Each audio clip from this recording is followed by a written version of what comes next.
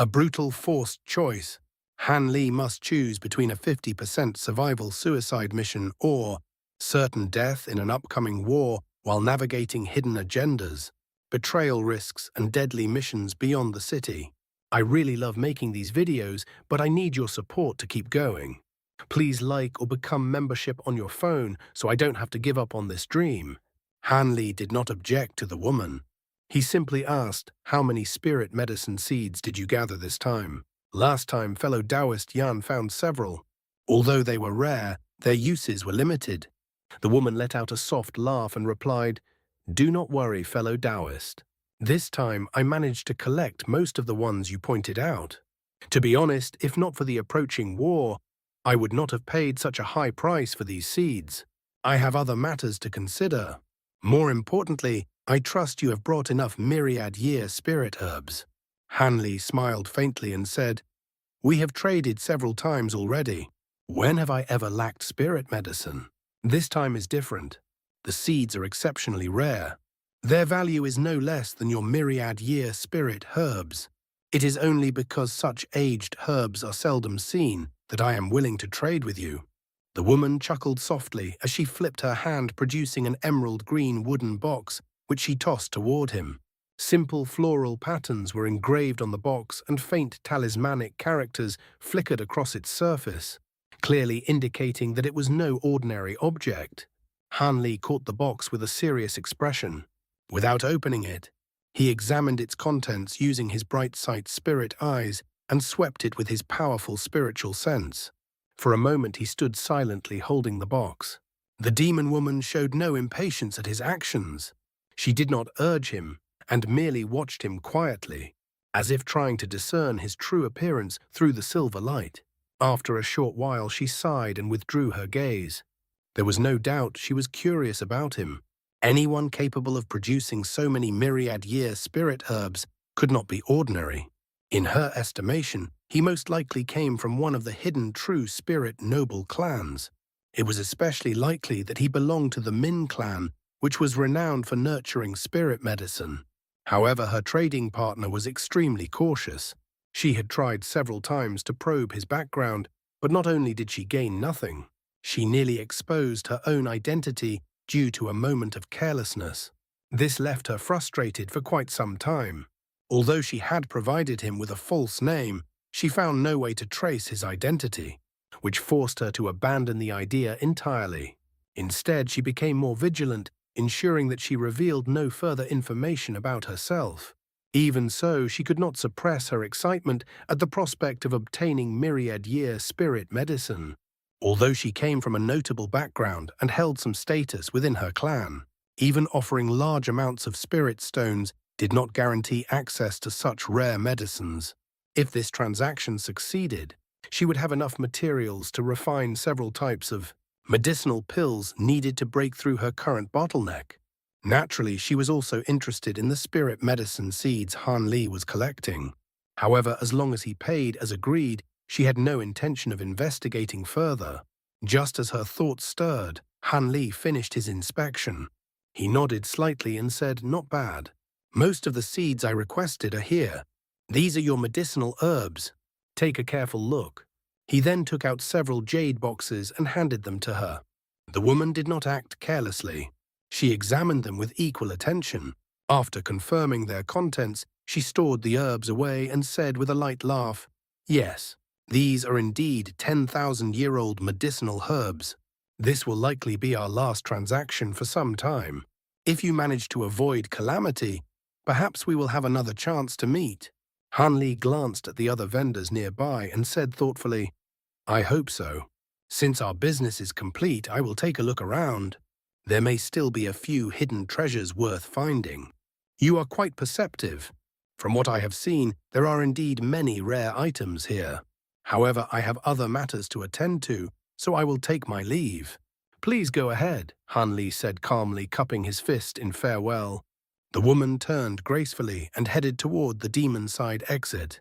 After watching her leave, a faint smile appeared at the corner of Han Li's lips. Originally, the clear jade pills were only effective for early deity transformation cultivators. However, after several trades with the woman, He had gathered enough materials to refine 2 types of pills suitable for mid-deity transformation. For a time, he would not need to worry about medicinal resources. With this important matter settled, he felt a sense of ease. He then walked past a nearby human vendor.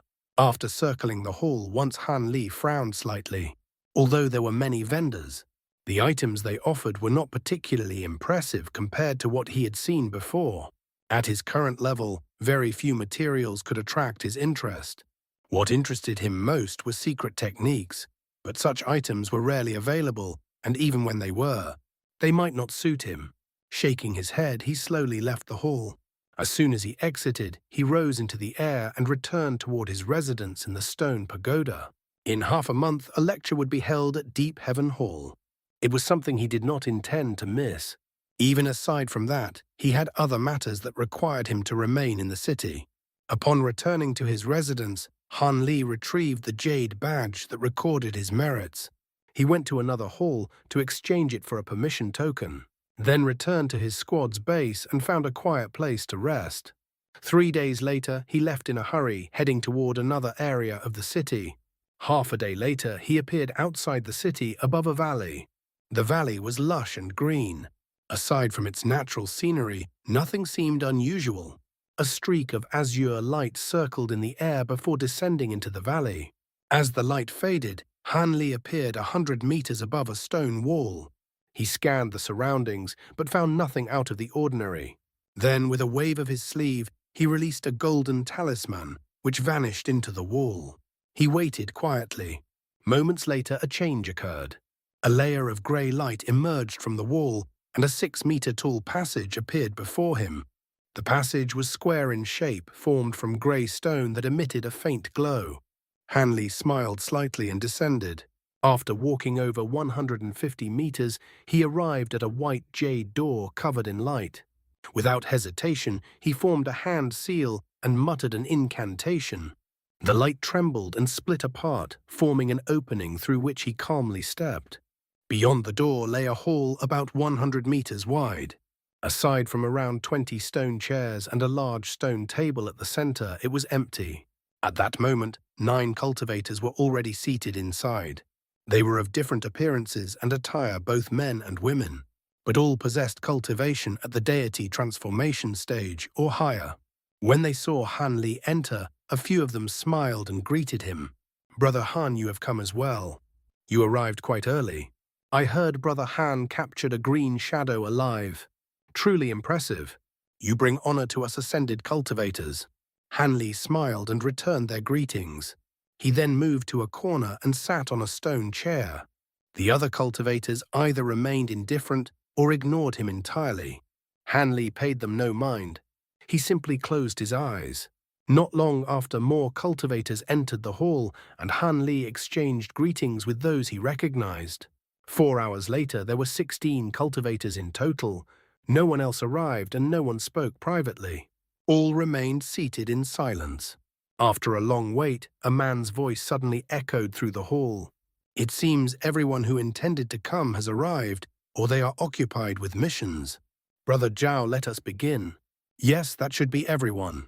Let us proceed, Brother Wen." The voice sounded familiar. Han Li's expression shifted slightly as he opened his eyes. 2 middle-aged men walked into the hall. One wore white robes and carried a gentle smile. The other had a pale, hairless face and an indifferent expression. They were Cultivator Wen, who had previously issued Han Li his merit badge, and Zhao Wugai, who had brought him to the city. As the 2 spatial tempering cultivators entered, the atmosphere stirred. It was clear that most present recognized them. Zhao Wugai swept his gaze across the hall and said calmly, "Originally, fellow Taoist Wen was to preside over this meeting of newly ascended cultivators. However, due to certain developments, we will take over. I trust there are no objections." The cultivators felt a slight tension but remained silent. Seeing this, the white-robed man smiled and said, "Originally only fellow Taoist Zhao was to preside. However, recent events have become somewhat unusual, and there are several important matters that must be discussed.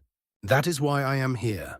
An old man with a red nose suddenly asked, Does the unusual matter Senior Wen mentioned relate to a possible attack on the city by foreign tribes? Upon hearing this, the others felt a stir of unease and looked toward the two spatial tempering cultivators, awaiting their response. Zhao Wugai replied coldly, "We will discuss that matter later. As usual, we will first hold the trade session, followed by an exchange of cultivation experiences. If anyone has encountered difficulties in cultivation, guidance can be provided though. As with fellow Taoist fan, it will come at a cost. Lastly, if any of you possess useful information, you may report it. If it proves valuable, you will be rewarded with spirit medicines such as earth-cleansing pills." When Zhao Wugai finished speaking, none of the cultivators present voiced any objections.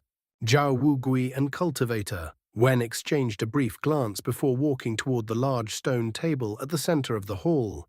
The cultivators nearby immediately stood and respectfully cleared several seats for them. The two nodded slightly and took their places without delay. Once the two spatial tempering cultivators were seated, the trade gathering proceeded smoothly. Han Li used myriad-year profound jade to exchange for several rare talismans. At present, his understanding of talisman arts had reached a critical juncture. Although these talismans did not contain silver runes, they were still quite distinctive. With careful study, he might gain some useful insights from them. After the trading concluded, the cultivators began to discuss their cultivation experiences and certain unique aspects of their secret techniques. Most spoke in vague or general terms, while only a few provided more detailed explanations. Even so, any truly crucial points were deliberately withheld. Those who were interested did not press further in public, but instead sent voice transmissions afterward. The two parties would then privately exchange techniques or insights. The two spatial tempering cultivators paid no attention to these interactions. Having only recently begun to explore the Tao of talismans, Han Li merely shared a few superficial aspects of his understanding. It was evident, however, that few of the ascended cultivators present had any real interest in talismans, and they paid little attention to his words. Yet when cultivator Wen and Zhao Wugai heard him mention matters related to silver rune talismans, a faint trace of surprise briefly appeared on their faces. Although many high-grade cultivators had comprehended silver runes, studying talismans without proper guidance was extremely difficult. After everyone had finished sharing their experiences, a few cultivators impatiently raised questions regarding difficulties they had encountered in their cultivation, directing them toward Zhao Wugui and cultivator Wen. Cultivator Wen responded only with a few brief remarks and a faint smile. Zhao Wugai, on the other hand, replied through voice transmission. Whether the cultivators nodded or shook their heads, they all quietly returned to their seats afterward and asked no further questions. These newly ascended cultivators all faced various obstacles in their cultivation. Aside from Han Li, none were willing to waste such an opportunity. As for Han Li, he was cultivating the dual-body demonic technique, the Provenance True Devil arts. Although there were aspects he did not fully understand, no one else had practiced this technique before. As a result, he had no intention of asking about it and simply remained seated at the side. 2 hours later, the discussions concluded, and the cultivators began exchanging information for medicinal pills. At this point, everything that could be expected from an ordinary gathering had been completed. Cultivator Wen let out a soft sigh and slowly stood up. "All right, since the minor matters have been settled, we will now relay several instructions from Elder Lei Luo. Listen carefully." The expressions of the cultivators immediately turned serious, and their hearts tightened. Deep Heaven City had 5 human elders. Master Lei Lo and Monk Jin Yue were among them. Both were body integration cultivators of profound ability and had ascended from lower realms.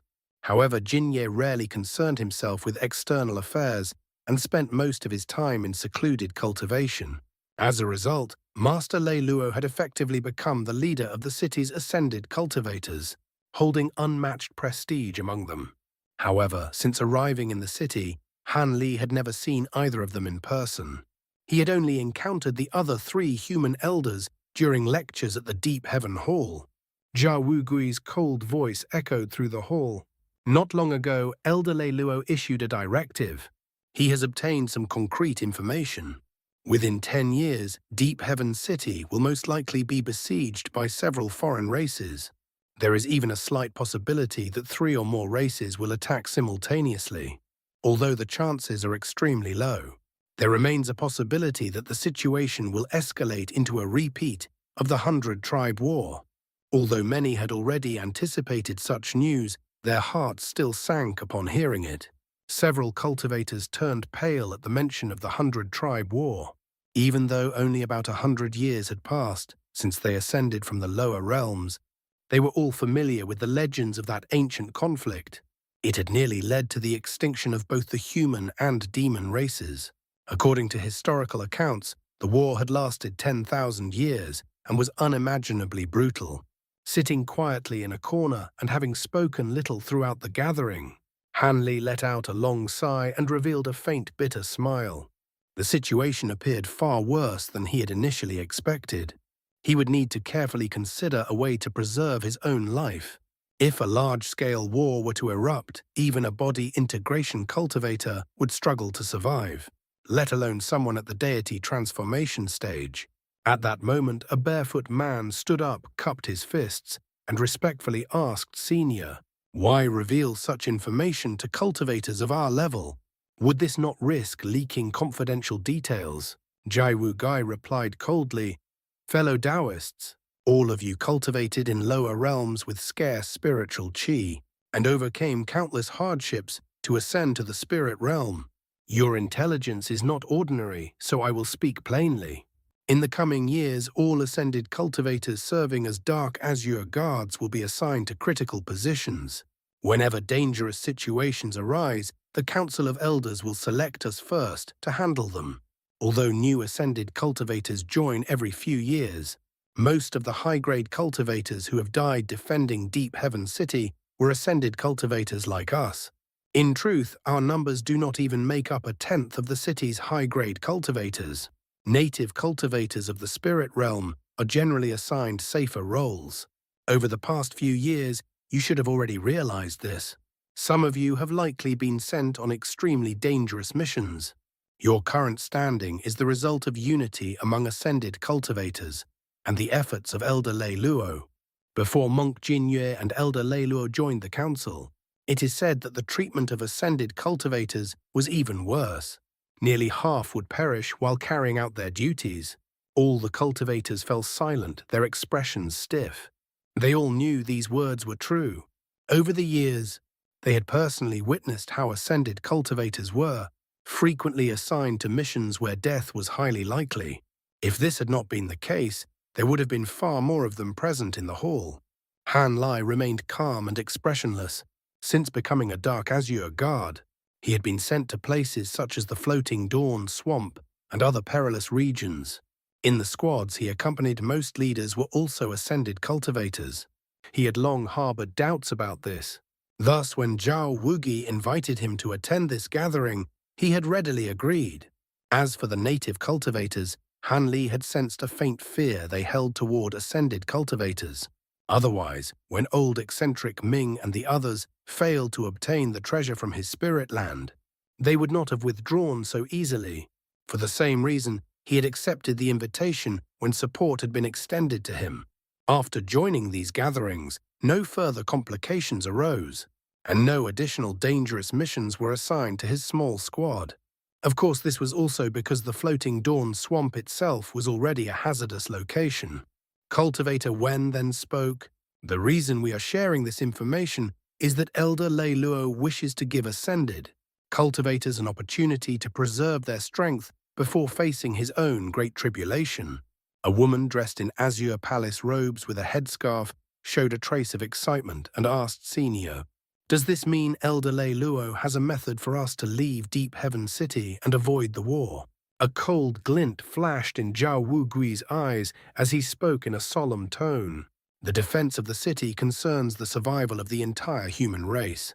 Although we may have conflicts with other cultivators, we cannot neglect our duty against the foreign races. Anyone who dares to flee the city and abandon their responsibilities will not be pursued by the enforcement squad. We will personally execute them. The cultivators in the hall were visibly shaken. The woman in palace robes hesitated briefly before asking again. Then what does senior mean? Cultivator Wen chuckled softly. Fellow Taoists, do not misunderstand. Elder Lei Luo will not evade his responsibilities. However, he also does not wish for all ascended cultivators to perish. After careful consideration, we have devised a method to preserve our numbers. Although this method carries considerable risk, we have gathered you here to inform you of it. Whether or not you participate will be your own decision. A quiet discussion spread through the hall as the cultivators exchanged uneasy glances. Han Li frowned slightly, his eyes narrowing. One cultivator slowly asked, "Before we decide, could Senior explain this plan in detail?" Jai Wugai gave a cold smile. "It is simple. Recently, Elder Lei Lo has issued several long-term assignments with substantial merit rewards. These missions are extremely dangerous, so native cultivators are unlikely to accept them. However, if you complete these assignments, you will earn great merit and be able to justifiably avoid participation in the war. If the war does not occur, you may return to Deep Heaven City. If your cultivation is insufficient and war does break out, you will already be far from the battlefield and able to preserve your life. Let me be clear in advance. According to our estimates, those who undertake these assignments will have about a 50% chance of survival. Whether you accept them is entirely your choice. After all, when the foreign races attack, there will only be two options. You may take on these assignments, or you will most likely die in the war. If you attempt to avoid both and flee the city, you already know the outcome." When the cultivators heard the two spatial tempering stage seniors speak, a chill spread through their bodies, and their expressions immediately changed. A mere coin flip between life and death. This assignment was far too dangerous. Although the invasion of the foreign tribes was only a possibility, if it truly came to pass, even if only a single tribe attacked, they believed they might still survive. But once they thought more carefully, the assignment became far more perilous in their eyes. After all, a decision involving one's own life could never be made lightly. It required careful and deliberate consideration.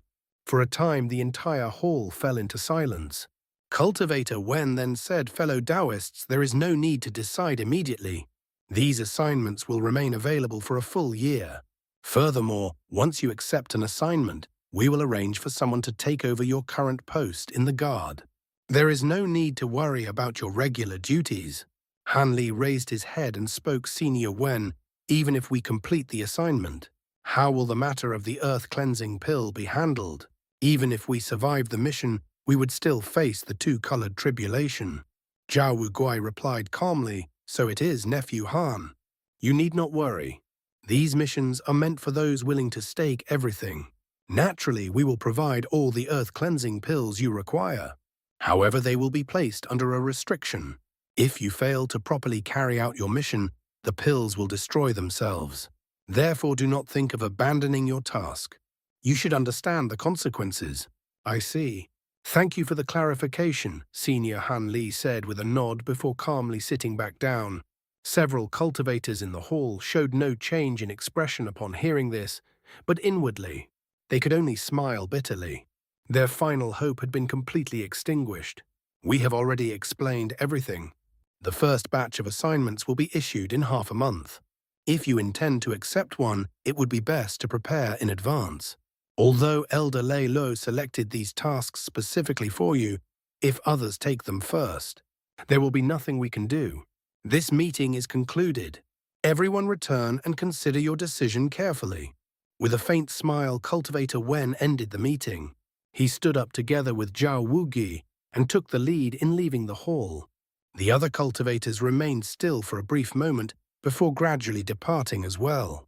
Most of them wore frowns as if weighed down by heavy thoughts. Han Li did not leave immediately. He remained seated, his thoughts drifting. A short while later, only a few people remained in the hall. "Oh, Brother Han, are you tempted to accept the assignment?" someone asked as they approached him with a friendly expression. Han Li's expression shifted slightly as he looked up. He smiled faintly and replied, "So it is, Fairy Xuan. I am somewhat tempted. The seniors have arranged this as a means of self-preservation, but the danger is indeed considerable. The woman before him wore azure palace robes. She was a mid-deity transformation cultivator. Hanli had seen her several times during the meeting and had exchanged a few words with her before. They could be considered acquaintances. Cultivator Zhuan smiled gently and said, "I heard that during a recent patrol, Brother Han captured a green shadow on your own. It seems your abilities surpass those of an ordinary late deity transformation cultivator. If you take this mission, you should fare better than most. How about we join forces and accept it together?" Although her face was partially covered by an azure scarf, her exposed skin and clear, captivating eyes revealed that she was a woman of exceptional beauty. Han Li was slightly surprised by her proposal. After looking at her for a moment, he slowly shook his head. "You overestimate me. I have only recently advanced to the mid-stage and cannot compare to you. As for accepting the assignment, I have not yet made a decision. It is still too early." His tone was polite, but his meaning was clear, a tactful refusal. A trace of disappointment flickered in cultivator Zhuan's eyes, but she did not press further. After exchanging a few more casual words, she took her leave. Han Li watched her depart before withdrawing his gaze and falling into thought. Although her cultivation was not weak, and she practiced the reputedly powerful 3000 Jade technique, he had always acted alone. He had no intention of allowing an outsider to learn of the treasures he possessed. Even if he accepted the mission, he would not cooperate with others. Moreover, there was an important matter that required him to remain near the city. Even if war broke out the next day, he would not be able to leave immediately. The countless gold-devouring beetles he had nurtured using rainbow skirt grass had finally met the requirements for maturation a year ago. With the maturation technique he had obtained from the Endless Sky Saintess, they were now nearing completion. Within a few months to a year, the insects would finish their transformation and become fully mature. How could he leave at such a critical moment? Any disturbance could result in failure. A trace of anxiety arose in Han Li's heart, but he eventually exhaled slowly and stood up to leave. He transformed into a streak of azure light and flew back toward the city. In a dozen days, Deep Heaven Hall would hold a lecture. It was something he did not wish to miss. After returning to the stone pagoda where his squad resided, he immediately entered a secluded chamber, sealed it, and sat cross-legged on a mat. With a flick of his hand, he produced a yellow bottle, poured out an azure pill the size of a thumb, and swallowed it. A faint azure glow soon spread across his body. A glint flashed through Han Li's eyes as he raised a hand, spread his fingers, and slowly closed his eyes. With a soft popping sound, spiritual light flickered above his head, and a nascent soul about 2 inches tall emerged. The nascent soul stood atop a small cauldron, surrounded by dozens of miniature golden swords that circled around it, giving it an imposing presence. It lowered its head to glance at the body below, then brought its hands together. Its eyes blinked, turning black and white respectively, before it revealed an innocent smile. Opening its mouth, it spat out a ball of silver flame that struck its palm. With a light explosion, the silver fire spread and engulfed the hand. A strange transformation followed. Black light flickered from the seemingly ordinary palm, and 5 bone rings emerged from the fingers. Each ring bore a finely detailed skull engraving. Within the silver flames, the skulls twisted, as if alive, their expressions shifting between joy, pain, and emptiness. At the same time, the rings continuously changed shape within the flames. Even more astonishing, the flesh of the palm transformed alongside them, becoming crystalline and pale, resembling jade rather than flesh. The nascent soul tilted its head and spat out another ball of flame, this time striking the other palm of the body. Silver light flared and the bewitching flames wrapped around the hand. Under the influence of the silver fire, the palm underwent another transformation. It turned pitch black and began to char. A small mountain pattern appeared on both the palm and the back of the hand, faintly pulsing with a grey glow. As these changes occurred in both hands, the silver flames and the nascent soul blurred and vanished, returning into the crown of Han Li's head. At the same time, azure light radiated from his body, gradually shifting into a faint golden hue. A golden phantom appeared behind him. Though indistinct, it seemed to possess 3 heads and 6 arms. Golden talisman characters appeared on Han Li's wrist and cheek, forming small square patterns that slowly moved across his skin, resembling golden scales from a distance. Bathed in golden light, Han Li appeared almost divine. A dozen days later, Han Li emerged from seclusion, his expression calm. After attending the lecture at Deep Heaven Hall for 3 full days, he left the city and returned to his cave residence. 1 month after his return, the panel of elders in Deep Heaven City suddenly issued a series of extremely dangerous yet highly rewarding missions. These missions involved various foreign clans, and most required deity transformation level cultivation. The announcement caused considerable unrest within the city. However, due to the extreme danger, very few cultivators were willing to accept them. During this period, several uninvited visitors arrived at Han Li's spirit land and sought him out. Inside his cave residence, they engaged him in a probing discussion that lasted half a day before quietly departing. Their visit left Han Li with an uncertain expression. After spending several days in deep contemplation within his secluded chamber, he finally made a decision. 4 months later, most of his gold-devouring beetles had fully matured, forming a formidable swarm of 7,000 spirit insects.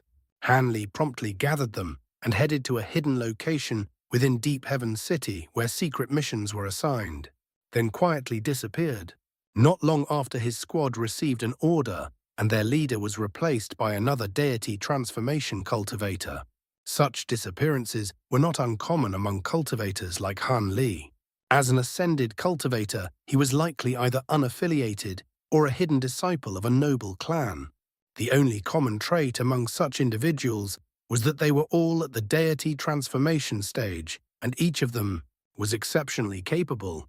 Book 9, Races of the Spirit Realm. Within an endless crimson forest, filled with twisted, contorted trees, 5 young men and women stood in a concealed region. Each of them kept a distance of roughly 10 meters from the others. One among them appeared to be about 30 years old. He wore finely embroidered robes, snow-white in color, and his eyes flashed with a sharp, lightning-like intensity. There was also a woman dressed in black robes. Her figure was slender, her brows dark, and her hair draped loosely. Her expression carried a trace of hostility. Another youth looked to be in his late 20s. A blood-red birthmark marked the corner of his mouth, and his features were handsome. A faint smile rested on his face. The second woman wore white robes and appeared to be around 18. Her delicate features gave her an innocent and gentle appearance. The last of the 5 was a young man clad in azure robes, seemingly in his early 20s. His expression was calm and indifferent. This person was Han Li, who had only recently departed from Deep Heaven City. Although all 5 appeared youthful, their cultivation levels were at the deity transformation stage or higher. Han Li and the white-robed woman were at the mid-stage, while the remaining 3 had reached the late deity transformation stage. The black-robed woman was none other than the woman surnamed Xiao from the Black Phoenix clan, whom Han Li had first encountered during the Beast Tide at a time when his cultivation had been lost. At this moment, she cast a cold glance toward Han Li. Though she remained silent, her eyes revealed a hint of confusion. "I truly did not expect that your human race would send 3 cultivators, and that 2 of them would only be at the mid-stage. Could it be that your race intends for this mission to fail?" The white-browed man asked coldly. Though his voice was not loud, it carried clearly to everyone present. Upon hearing this, the blood-marked youth's expression shifted slightly, and the faint smile on his face faded. Han Li merely blinked and casually toyed with a white jade slip in his hand. As for the young woman in white, her black eyes wandered idly, though a gentle smile still lingered on her lips. None of the 3 responded. Seeing their silence, the white-browed man grew irritated and was about to speak again when the woman surnamed Xiao suddenly intervened. "This mission concerns Deep Heaven City and the safety of both our races. If we cannot cooperate sincerely, we may not even reach our destination, let alone complete the mission. Do not forget that this journey will take an entire year. Since your race has sent 3 fellow Taoists, you must not be ordinary. As we will be traveling together, let us first exchange names. I am Xiao Hong from the Black Phoenix clan. This is fellow Taoist Li of the Profound Hawk clan. Xiao Hong spoke in a steady, neutral tone. Hearing this, the blood-marked youth raised his brow slightly and smiled again. I am Long Dong. It seems your extreme flames have reached an astonishing level through the refinement of your life flames. You are from the Long clan. Xiao Hong's expression shifted upon hearing this. I did not expect Fairy Xiao to recognize my clan. Long Dong grinned, revealing his teeth. I am called Xie Ying, the white-robed woman said with a light laugh. Her voice was soft, like the sound of birdsong. Hanli. Hanli simply stated his name and offered nothing further. Xiao Hong looked at him, her voice turning slightly colder. So it was you. No wonder you possessed those immortal vanquishing beads. You were originally a high-grade cultivator. It seems you are cultivating a dual-body technique. At these words, the other 3 showed faint signs of surprise. I do practice such a technique. It has been many years since we last met. How is Daya? Hanli asked calmly. Xiao Hong paused briefly before replying in an indifferent tone. It was wise for Daya to follow me back then. Her cultivation has advanced rapidly, and she has already formed a golden core. It is only a matter of time before she surpasses both of us. Is that so? I am relieved she is well. Hanli let out a quiet sigh. Xie Ying glanced between the two and asked with a soft giggle, What is this? Does Sister Xie know Brother Han? Know him? We can be considered old acquaintances, Xiao Hong replied with a cold laugh. At that moment, Long Dong cast a glance at the two. His gaze lingered briefly on Xiao Hong before he calmly withdrew it. Deep within his eyes, however, a faint trace of greed flickered so subtle that no one seemed to notice. After a moment of thought, Xiao Hong spoke again. Although we are not yet deep within the wilderness, the fact that you have reached this place already proves your strength. However, the path ahead will not be as simple as the journey here. If we do not act together, passing safely through the Black Leaves forest will be difficult. That region is filled with considerable danger. Upon hearing the name Black Leaves Forest, the expressions of the other 4 changed slightly. Xie Ying asked, This mission is to investigate the movements of the Tree Spirit clan. Correct? If we retrieve the spies stationed there and gather their information, will the mission be complete? That does not sound particularly difficult. Long Dong sighed softly and said, That is difficult to say. Much will depend on luck. If everything proceeds smoothly, the mission will indeed be simple. But if we encounter trouble and are discovered by the tree spirits, we will likely all perish. Still, this mission concerns both our races, so some level of danger is unavoidable. The white-browed youth frowned and asked in confusion, Since the mission is so important, why were deity transformation cultivators sent? Would it not be safer to dispatch spatial tempering cultivators? Long Dong did not answer immediately. Instead, he looked toward Xiao Hong with a faint, enigmatic smile. Since he is asking questions, it seems your esteemed self should be responsible for explaining matters to him. Xie Ying spoke calmly. Since Brother Long is aware of these details, it appears you are responsible for the human side. The blood mark at the corner of Long Dong's mouth twitched slightly as he replied vaguely, That is correct. I do know a few things. Hearing this, Xie Ying pursed her lips slightly and turned her gaze toward Han Li. Han Li remained expressionless, as if he had not heard the conversation at all. This caused a hint of surprise to appear in her eyes. Xiao Hong then turned to the white-browed youth and explained, The reason deity transformation cultivators like us were sent is because the Black Leaves forest is already covered by the Heavenly Wood Dream Net. If anyone above the deity transformation stage enters, it will immediately trigger an alarm. The white-browed youth nodded, then narrowed his eyes and looked at Han Li and Xie Ying. So that is the case. However, even if fellow Taoist Long may be sufficient, the other 2 are only mid-stage deity transformation cultivators. Are they not somewhat lacking? Brother Li need not worry, Long Dong said with a chuckle. Since the Council of Elders has chosen both young Lady Si and fellow Taoist Han, they must hold them in high regard. They will certainly not disappoint. The white-browed youth let out a cold laugh. Since you are vouching for them, I will let it pass. But if they become a burden, I will not trouble myself to save them. His undisguised disdain finally caused Jie Ying's expression to darken. Your cultivation exceeds mine by only a single grade, yet you speak as though you were a spatial tempering cultivator. The white-browed youth replied coldly, At our level, such differences are negligible. Xie Ying felt a surge of irritation, and just as she was about to respond, Han Li calmly interjected, Since fellow Taoist Long and Fairy Xiao are more familiar with the details of this mission, it would be better for them to explain everything first. When I accepted this mission, I was only given general information. I did not expect that I would need to cooperate with others. Had I known, I would most likely not have taken it. His expression remained indifferent, though there was a faint trace of dissatisfaction in his tone. When Han Li had learned that this mission involved multiple participants, he had already sensed that it would not be simple. He had some reservations. However, the mission was important, and the information provided to him had been vague. If he withdrew, he would lose the privilege of selecting another mission and would have to remain in Deep Heaven City for 10 years.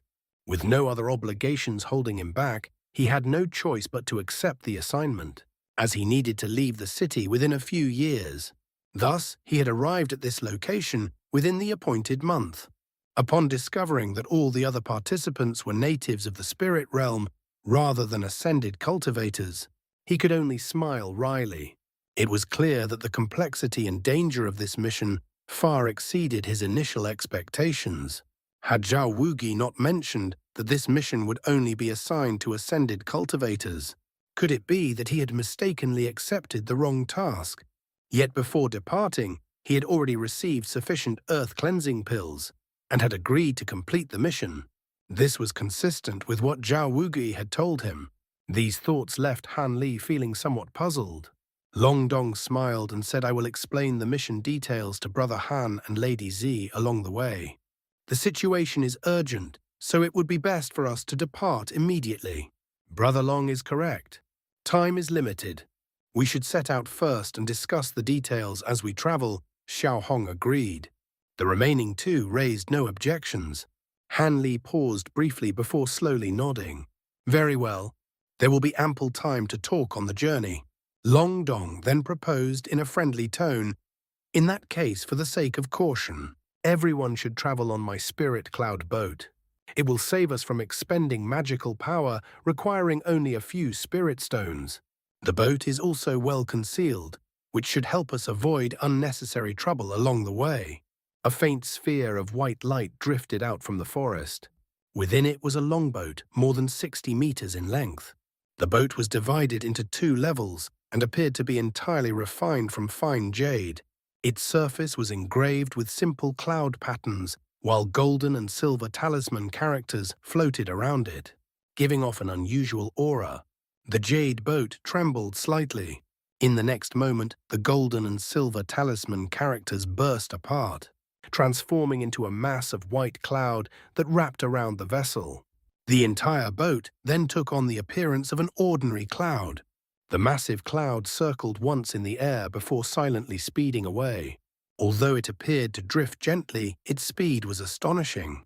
In a single instant, it covered 300 meters, comparable to an ordinary deity transformation cultivator.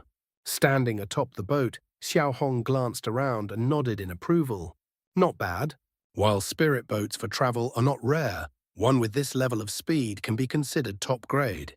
As expected of the Long clan proprietors of a human auction house, Long Dong smiled politely. Fairy Xiao praises me too highly. Your clan is one of the 7 great demon clans. You must have seen countless treasures. The speed of my spirit cloud boat can only be considered passable in your eyes.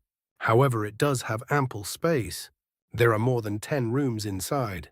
Aside from one person keeping watch outside, the rest can cultivate or rest in their rooms.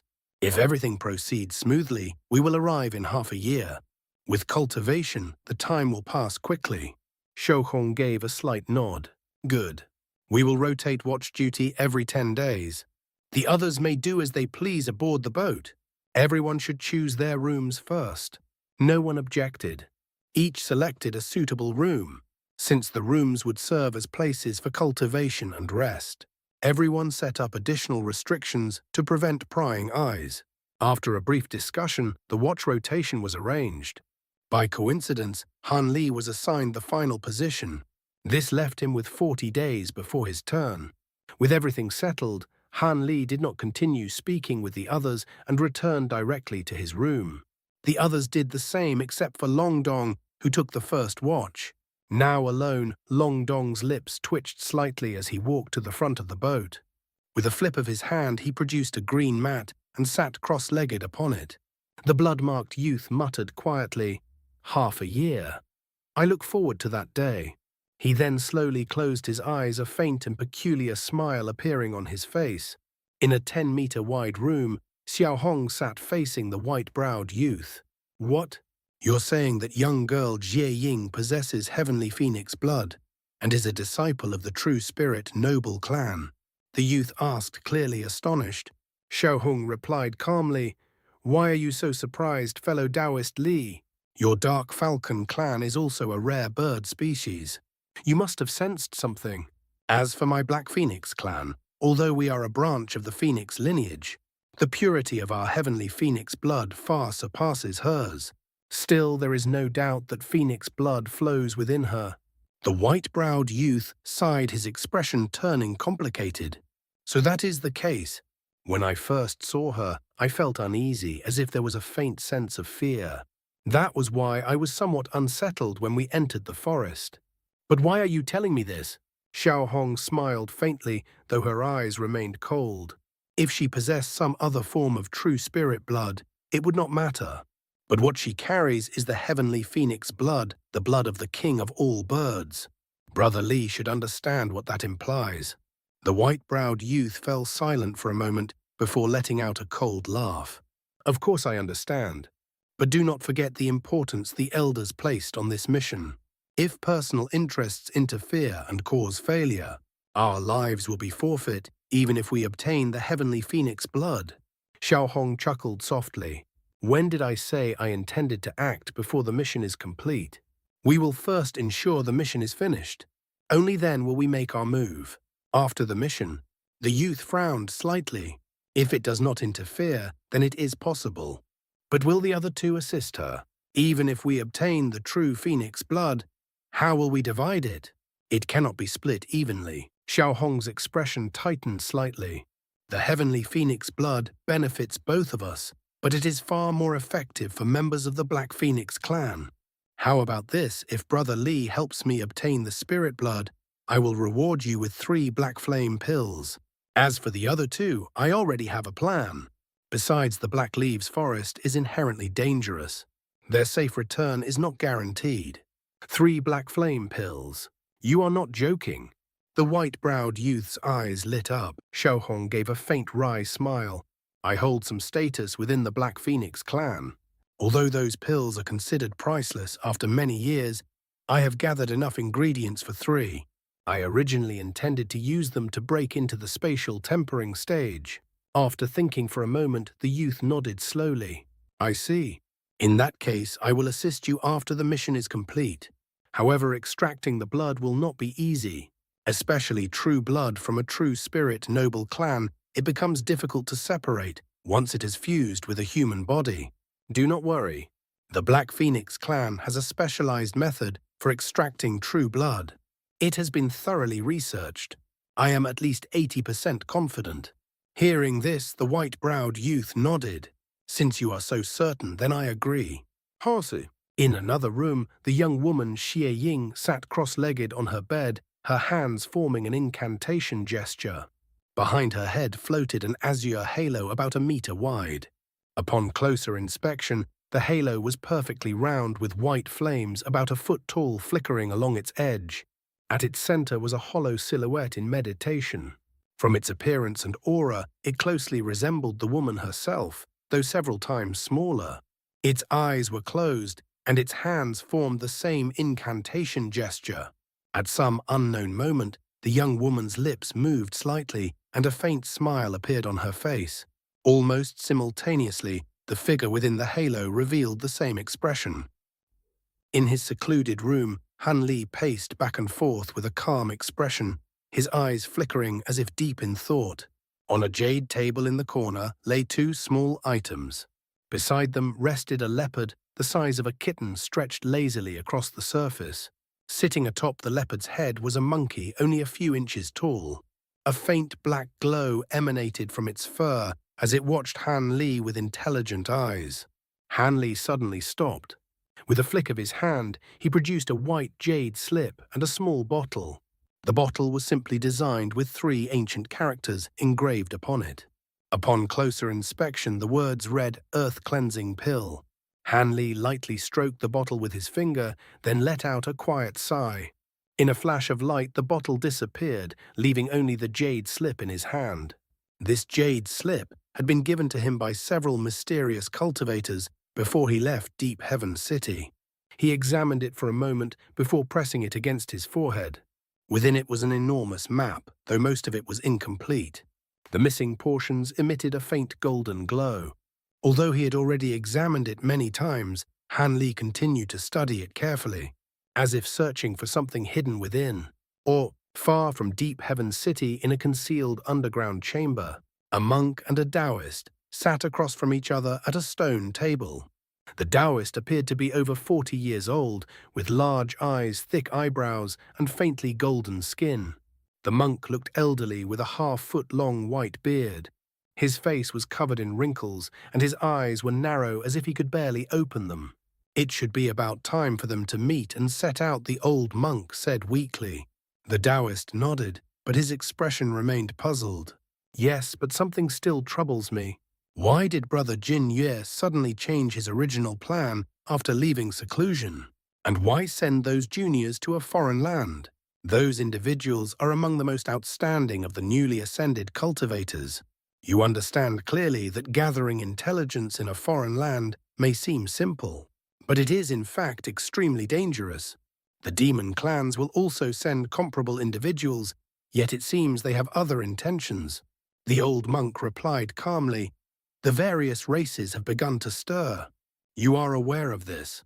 Hearing this, the Taoist's expression grew serious and his heart tightened slightly. Of course, but a newly emerged profound heavenly treasure has appeared on the chaotic myriad spirit roll. Moreover, it ranks within the top 3, the profound heavenly execution sword. The old monk muttered, "That is correct. Originally, there should have been tens of thousands of years before the next attack. There is even a possibility that another war among the 100 races could erupt because of this." The Taoist priest spoke with confusion. Why is Brother Jin Yue speaking in such a roundabout way? This information is already well known. How is it related to what we were discussing? Are not the various races all fearful of being dragged into this war? The old man slowly replied, "Fear being dragged in? Hey, now that this matter has surfaced, which race can avoid it? According to the appearances of past profound heavenly treasures, each one stirs a storm of blood before it fully manifests. The race that ultimately obtains such a treasure can enshrine it and attract a true spirit-grade existence to guard their clan, elevating them into the strongest tribe within the spirit realm. These true spirit-grade existences stand above even the immortals of the true immortal realm. Of course, before such a powerful true spirit appears, the tribe must protect the treasure themselves. Otherwise, it will simply be seized by others. If the race that obtains it is weak, they may even present the treasure to a stronger tribe in exchange for protection, or abandon it in the wilderness to avoid the extermination of their own clan. The Taoist priest did not fully understand, but he remained silent and did not interrupt.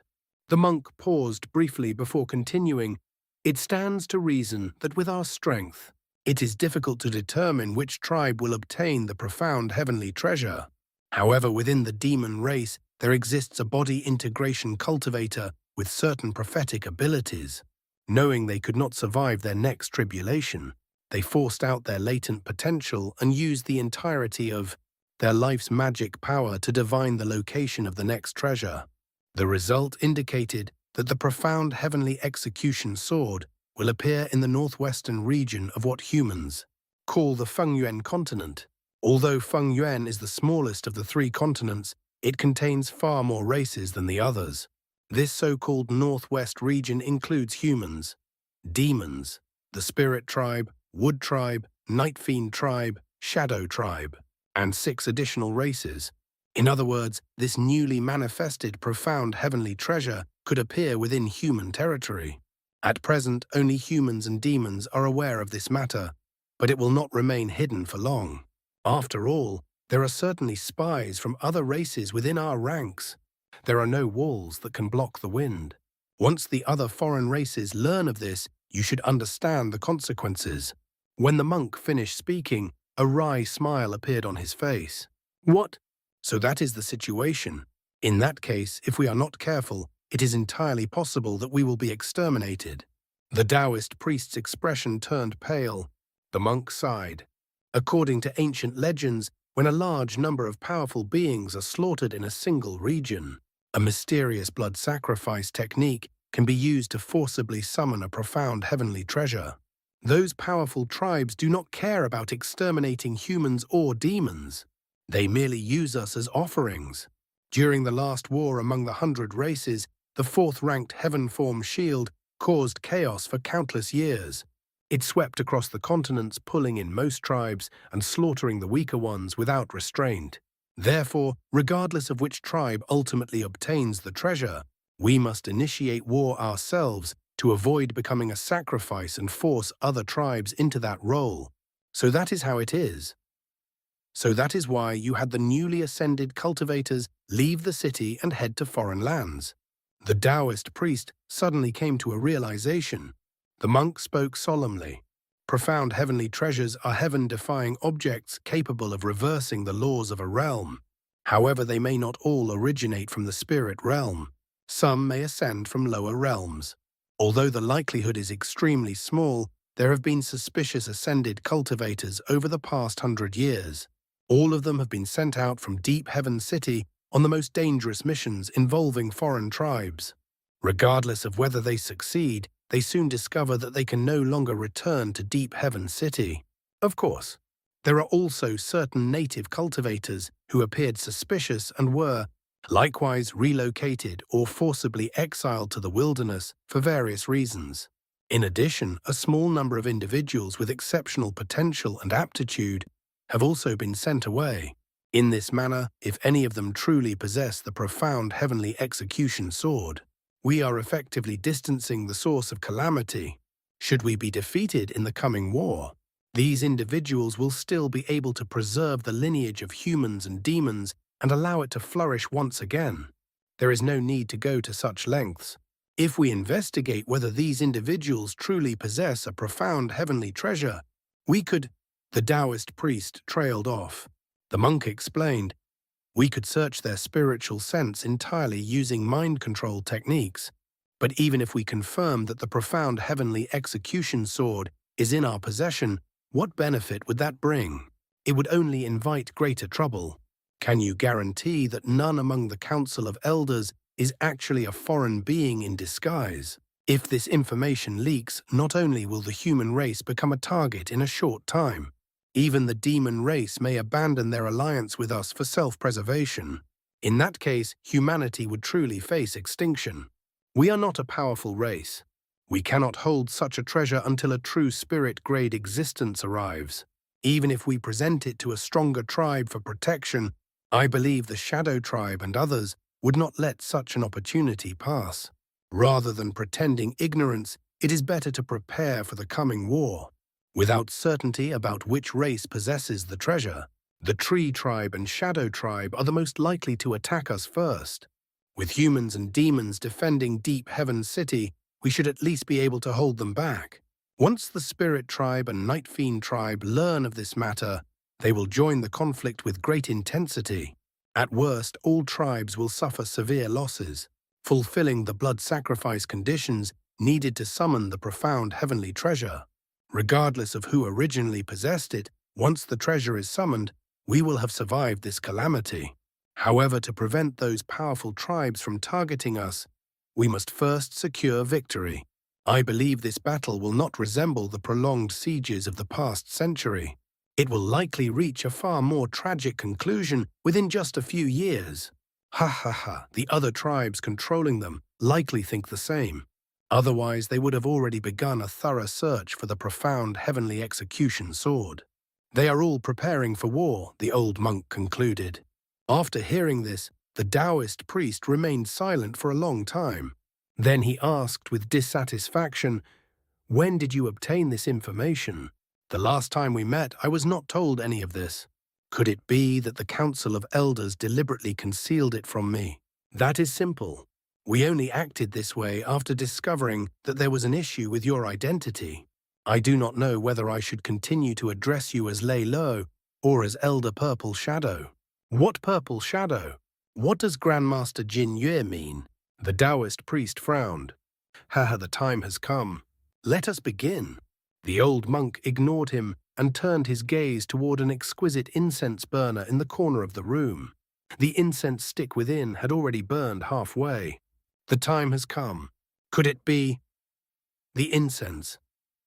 A purple light flashed within the Taoist priest's eyes, and his expression changed drastically. Almost simultaneously, a purple shadow shot out from his body and lunged toward the old monk. The monk remained seated, unmoving, and merely swept his sleeve. A loud bang rang out as golden light flashed. Lines of Buddhist text appeared floating in mid-air. The purple shadow was flung against the wall as if struck by immense force. Its body trembled violently before curling into a ball unable to move. At that moment, the wall emitted an azure glow and an azure jade bowl suddenly appeared. It flipped forward and released a cloud of azure mist, instantly drawing the purple shadow into it. Not bad. The four-spirit incense truly lives up to its reputation in restraining the shadow tribe. It can even suppress a purple shadow. A white light flashed from the wall, revealing a middle-aged scholar dressed in white robes, his expression calm. "Brother Tian Yuan, many thanks for your spirit incense. Otherwise, dealing with this creature would have been difficult." The monk rose and saluted him. "Grandmaster Jin Ye is too polite. I only recently developed a new ability which allowed me to detect that Lei Luo had been possessed. It is a pity that someone of Lei Luo's talent met such an end." The scholar glanced at the Taoist priest's body and sighed. The life within the body quickly faded and the flesh began to wither. The monk softly chanted, a trace of sorrow appearing on his face. He then flicked his finger, releasing a strand of golden flame. In an instant, the body was reduced to nothing within the golden fire. Under normal circumstances, although a purple shadow possesses strength comparable to a body integration cultivator, it should not have been easy for it to take over someone like Lei Luo. It seems my old friend was plotted against during his journey into the wilderness 100 years ago. This purple shadow was extremely cunning, maintaining its disguise for many years after returning to the city. If not for the Holy Sovereign's keen perception, we might still be deceived. This creature intended to gather all ascended cultivators and send them to their deaths under the pretense of protection. The middle-aged man was none other than the renowned master of heavenly origin city, Holy Sovereign Tian Yuan. The sovereign smiled faintly. "However, over the years, my old friends have shown excessive favoritism toward native cultivators. It is no surprise that ascended cultivators have grown resentful." The monk's expression darkened. "I have remained in seclusion for many years and neglected such matters. Now that a great enemy has appeared, I cannot concern myself with these minor issues. It is already unclear how much information was leaked after fellow Taoist Lei Luo was possessed. The defenses and restrictions of Deep Heaven City must be revised. This is indeed an important matter that will require thorough discussion among the panel of elders. This purple shadow is quite knowledgeable. You may interrogate it further. Master Jin Yue," the middle-aged scholar said with a nod before tossing the jade bowl in his hand into the air. "Thank you, Holy Sovereign. It is only a pity that those dispatched to the territories of the various races have most likely already perished. The elderly monk caught the jade bowl, a trace of regret appearing on his face. Their sacrifice was necessary to prevent the enemy from discovering our intentions. The Shadow Tribe will most likely intercept them along the way, and we can only hope some may escape. However, Master Jinyue, was what you said earlier true?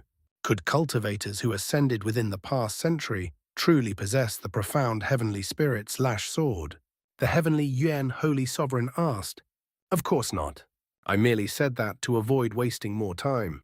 Once a profound heavenly artifact forms within a world, it can be taken elsewhere before it develops a sentient will. However, if it leaves its world of origin before gaining such a will, it will never achieve one. Without a sentient will, a profound heavenly artifact is of limited use, and it would not appear on the chaotic myriad spirit roll. The elderly monk replied with a faint smile. I see. However, I have heard that this desert serves as a trial ground for the two tribes, Ye Ying suddenly said. I see. As expected, you are the foremost authority on profound heavenly treasures. Master Jin Yue, the middle-aged scholar, replied with a slight smile. It was impossible to tell whether he truly believed the monk. Han Li was naturally unaware of the significant changes unfolding regarding his mission. At this moment, he and his 4 companions were skirting the edges of the white clouds, carrying out a methodical slaughter of the strange birds and ancient beasts within. Each of these birds was about 10 feet in size and had 4 wings. Their bodies resembled enlarged bats, yet they bore the heads of mountain goats. Their horns curved backward, and when they opened their mouths, rows of sharp fangs were revealed, creating an intimidating sight. There were several hundred of these birds in the area. As they flapped their wings, they stirred up gusts of grey wind. They could also release arcs of lightning as thick as large bowls from their mouths, and each possessed strength comparable to an average core formation cultivator. In addition, their black metallic talons made them dangerous in close combat. If an ordinary deity transformation cultivator encountered such a flock, they would likely avoid unnecessary conflict. However, Han Li's group was far from ordinary. Among them were direct descendants of true spirit families, metamorphosis stage demonic cultivators from the 7 major demon subspecies, and Han Li himself, whose abilities were highly unusual. As a result, they easily protected the spirit cloud arc while carrying out a one-sided massacre of the birds. The young man with the red mole formed hand seals controlling 2 streaks of white light over 100 feet long. These lights enveloped an area over 1,000 feet ahead. Their true form was clearly some type of extremely sharp weapon as they cut through wind lightning and birds without resistance. The young woman in the black dress remained within a sphere of violent black flames. She did not appear to actively attack and simply hovered in place. Yet all wind and lightning that struck her vanished without leaving a mark. Any bird that approached her was instantly reduced to ashes upon contact with even a trace of those flames. After losing over a dozen of their number in rapid succession, the remaining birds no longer dared to approach the group. In contrast, the white-browed young man fought in a direct and aggressive manner. He relied on no treasures and instead plunged into the flock. A pair of black wings had emerged from his back, and his arms had grown thick and powerful, indicating a partial demonic transformation. As he moved, only a blurred shadow of a half-bird, half-human figure could be seen cutting through the flock.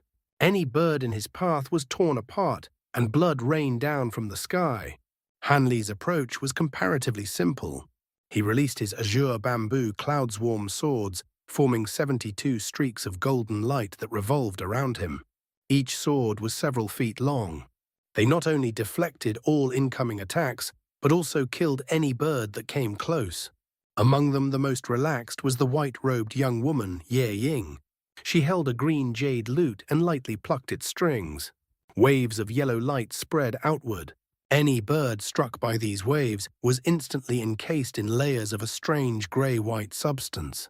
They became immobilized, fell from the sky, and shattered upon impact. The lute possessed the rare ability to petrify enemies. Although none of the 5 used their strongest techniques or treasures, they eliminated the entire flock in less than 5 minutes.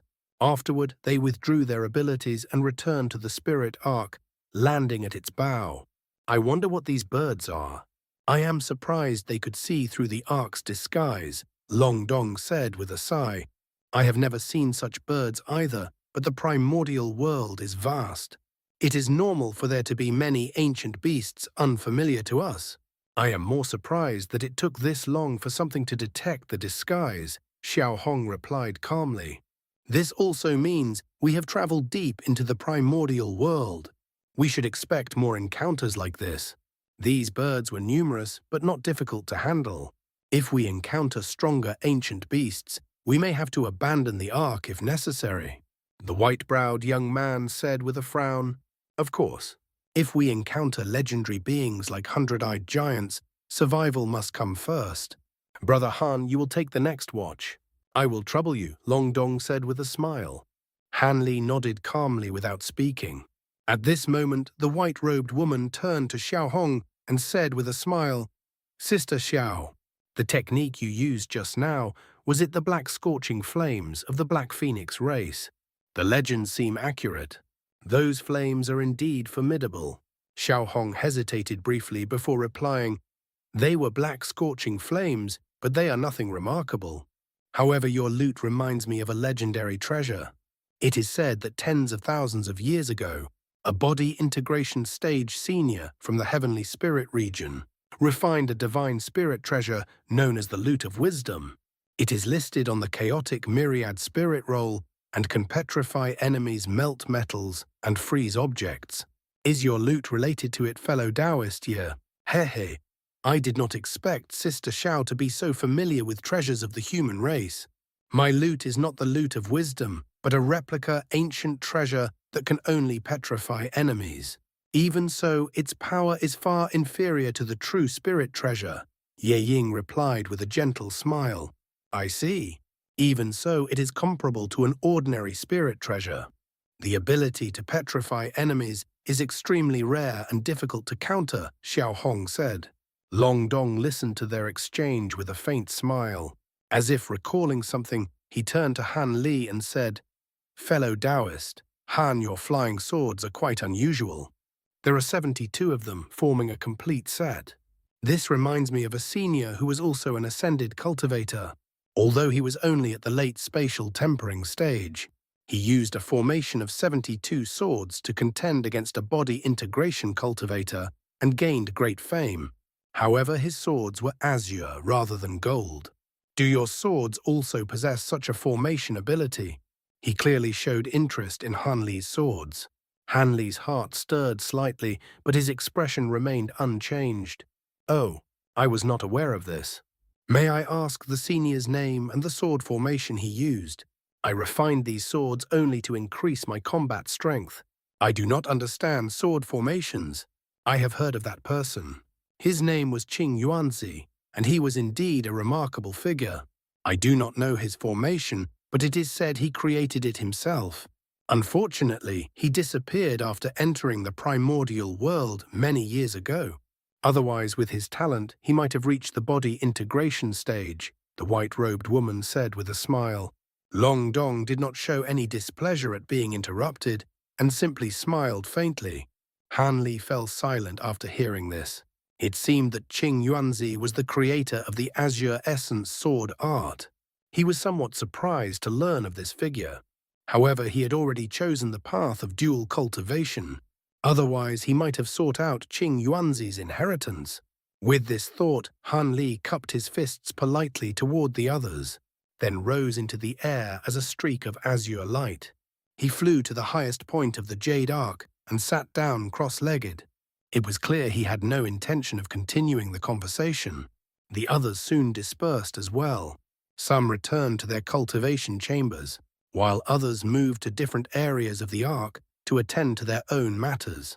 Even with his eyes closed, Han Li did not truly enter a deep meditative state. Instead, he repeatedly reviewed several cultivation arts in his mind that he had yet to fully comprehend. At the same time, he released a portion of his spiritual sense to continuously monitor the surroundings, remaining vigilant in case more ancient beasts launched a sudden attack on the spirit ark. Over the next 7 to 8 days, the spirit arc advanced steadily beneath the cover of the massive cloud. Although they encountered a few other types of flying beasts along the way, none of them attempted to attack and simply passed by. Clearly, these creatures lacked the ability to see through the ark's concealment, unlike those four-winged birds from before. Thus Han Li arrived at the 9th day of his shift. At noon, he had just replaced a new batch of spirit stones and was about to return to his usual seat when his steps abruptly halted. He turned his head and looked forward, a trace of surprise appearing on his face. How could this be? How could something like this appear here? Han Li's expression darkened as he let out a low cry. Though his voice was not loud, it was sufficient to alert the other four. Moments later, several streaks of light shot out from different parts of the ark and gathered beside him. What happened? Why did you call us Brother Han? Is there danger ahead? What's that? Could it be? Xiao Hong spoke with confusion, while Long Dong seemed to have sensed something immediately, his face showing clear surprise. At the same time, the white-browed young man and Ye Ying extended their spiritual sense outward. What is that? Could it be a true spirit-level being? The young man exclaimed. Ye Ying did not speak, but the shock in her eyes was evident. By contrast, Han Li had already regained his composure. His spiritual sense hovered hundreds of kilometers above, where an enormous black shadow floated in the sky, covering nearly the entire horizon. Black clouds churned endlessly around it, with lightning flashing amid continuous thunder. Countless grey winds rose like pillars connecting heaven and earth. Within the shifting clouds, fragments of a grey-scaled body occasionally appeared, yet its full form remained impossible to discern due to its immense size. From afar, the shadow appeared circular, resembling a legendary true spirit. It was no wonder that everyone felt unsettled. Just as they were still in shock, a strange cry resembling the lowing of a cow echoed from afar. The thunder grew louder, as if countless bolts of lightning were erupting nearby. Even from such a distance, the sound was clearly audible. Upon hearing the cry, Ye Ying's expression relaxed. She let out a breath and said, "That is not a true spirit. It is an ancient beast, known as a lightning turtle. This creature is among the largest ancient beasts in the primordial world. It survives by absorbing lightning into its body and will not attack other living beings unless provoked. However, if angered, it is extremely dangerous.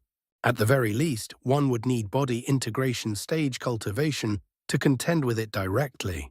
Lightning turtle. Is that the ancient beast said to be born within heavenly lightning? I've heard that as long as there is sufficient lightning, they can grow without limit. They are truly extraordinary. There are even rumors that the transport spirit turtle of the Zhuanwu region, capable of carrying an entire city, may be one of them. Though the one above us is already enormous, it is still far inferior to that legendary being," Xiao Hong said with a click of her tongue. "I'm not certain whether the transport spirit is truly a lightning turtle, but if it is, then this one is likely less than 1/10,000th of its size. Even so, it could still kill us easily if provoked. It's best to avoid it," Long Dong said with a faint smile. "That's correct. We are actually fortunate to witness such a creature. Lightning turtles usually remain buried deep underground and rarely emerge. They only surface when— Wait, this is bad. If it has appeared here, it means a lightning torrent is about to form. Brother Long, steer the ark away immediately." Xiao Hong's expression suddenly turned pale. Lightning torrent. Everyone's expressions changed drastically. Long Dong's face darkened. His body swayed and he vanished instantly. In the next moment, he appeared at the bow over 100 feet away and produced a badge-like treasure. He rubbed the badge between his hands. The surrounding white clouds vanished and the ark trembled before suddenly accelerating in a certain direction, doubling its speed as it shot forward like a streak of white light. However, after traveling only a few dozen kilometers, a layer of blue light appeared above the massive black shadow.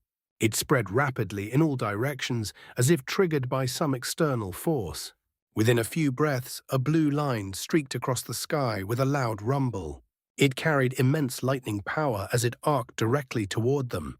Long Dong inhaled sharply at its speed and shouted, So it's true when a lightning turtle appears. A lightning torrent follows. Everyone assist me. Even without his warning, the others were already tense. They immediately formed hand seals as radiant spiritual light of different colors erupted from their bodies. 5 streams of spiritual power surged into the ark. With their combined effort, the ark emitted a low hum and shook violently. The surrounding scenery blurred completely. At such extreme speed, the ark became nearly invisible, streaking across the sky in an instant. Yet even so, the blue line behind them kept pace, relentlessly pursuing. Everyone was astonished. Only then did they realize that the legends about lightning torrents were not exaggerated. Fortunately, by working together, they pushed the ark to its maximum speed. If an ordinary deity transformation cultivator lacking speed had been in their place, escape would have been impossible. Of course, none of them were ordinary. Each possessed secret techniques for desperate situations capable of granting speed comparable to the ark. However, such methods carried severe consequences, and no one wished to risk them in the dangerous primordial world. Thus, they continued channeling their power, driving the ark across tens of thousands of kilometers until the blue light vanished and the thunder faded. Only then did they finally relax and withdraw their spiritual power. The ark slowed immediately. Long Dong's expression eased. He turned to Xiao Hong with a smile. That was close. Fortunately, Fairy Xiao reacted quickly. Otherwise, we would have been caught in that lightning torrent. Even if we survived escaping unscathed, would have been difficult. I was only lucky. Although lightning turtles are well known, few understand their habits. A senior of my race once killed one alone, so I know a little. They remain underground and only emerge when a lightning torrent is imminent, so they can absorb its power. It is said that mature lightning turtles develop 2 beads, one that attracts lightning and one that repels it. These are extraordinary treasures. Even someone without a lightning spiritual root can control lightning using them. The one my senior killed had not matured, so he did not obtain those beads. However, their shells contain immense lightning power and are excellent materials for refining lightning-type treasures. If a powerful expert encountered this creature, they would feel delight rather than fear. Xiao Hong said with a wry smile.